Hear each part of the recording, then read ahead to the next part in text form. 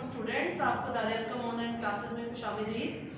आज जो हम मुसव्वत ज़बर से हरूफ बनाने जा रहे हैं, जिस हरफ पर ज़बर आ जाए वो अलिफ की तरह उसको लंबा किया जाता है, लेकिन अलिफ जैसा लंबा नहीं खींचा जाता।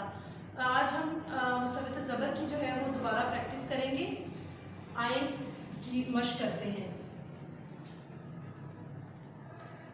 आरे अर वाव ये वी अरवी, बाका बक रे येरी बकरी, बेलिपा दालम दल बादल,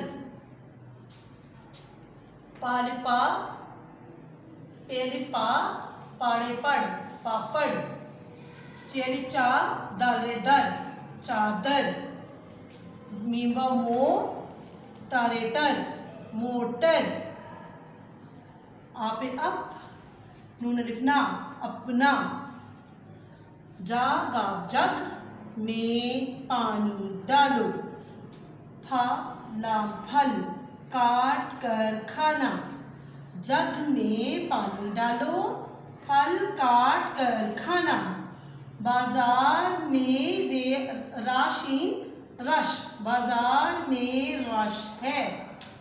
हम इसको थोड़ा सा रिवाइज करेंगे।